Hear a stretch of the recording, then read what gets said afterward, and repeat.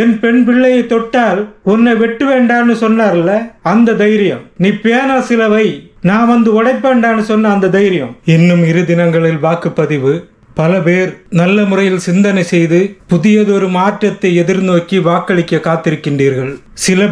சில பேர் எந்த ஒரு சிந்தனையுமற்றி ஒரு கூட்டத்துக்கு பின்னாடி போய்கொண்டிருக்கின்றீர்கள். நீங்கள் இத்தனை நாள் சிந்தித்ததை ஒன்று மாற்றி சிந்தியுங்கள். நீங்கள் வாக்கு செலுத்த வரிசையில் நிற்கும் போது கூட கடைசியாக சிந்தியுங்கள். இத்தனை நாள் திராவிட கட்சிகளை குருட்டுத்தனமாக நம்பிக்கொண்டிருந்த நாம் இப்போது ஒரு பெரும் மாற்றத்தை எதிர்பார்த்து காத்திருக்கிறோம். அந்த மாற்றம் மீண்டும் திராவிடத்திற்கு உள்ளாக அடங்கிவிடக் கூடாது என்று ஒரு பெரும் படை பல ஆண்டுகளாக காத்து கொண்டிருக்கிறது. நீங்கள் அந்த காத்திருப்பை, அந்த கனவை கலைக்கும் விதமாக எந்த கொள்கையும் இல்லாமல் சிந்தனையற்று போய்கொண்டிருக்கிறீர்கள். ஒரு மாய பிம்பத்துக்கு பின்னால் சென்று கொண்டிருக்கின்றீர்கள். நீங்கள் அந்த வாக்கு செலுத்த போகும்போது, அந்த வரிசையில் நிற்கும் போது கடைசியாக சிந்தியுங்கள். இத்தனை நாள் நமது தமிழகத்தில் வர இருந்த தீய திட்டங்களை போராட்டத்தின் வழியாக முறியடித்தது யார்?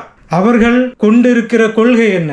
அவர்கள் வருங்கால தமிழகத்துக்காக, வருங்கால தலைமுறைக்காக வைத்திருக்கிற திட்டங்கள் என்ன? ஒரு முறை சிந்தித்து பாருங்கள். அவர்கள் இருந்ததால் தான், அவர்கள் போராடினதால் தான் இத்தனை திட்டங்களும் தமிழகத்தில் இருந்து அழித்து ஒழிக்கப்பட்டிருக்கிறது. இல்லை என்றால் மத்தியில் ஆள்கிற அரசு பல நாசகார திட்டங்களை தமிழகத்தில் அரங்கேற்றி இருக்கும். தமிழக அரசும் அரங்கேற்றி இருக்கும். என் பெண் பிள்ளையை தொட்டால் உன்னை வெட்டு வேண்டான்னு சொன்னார்ல, அந்த தைரியம். நீ பேனா சிலவை நான் வந்து உடைப்பேண்டான்னு சொன்ன அந்த தைரியம்.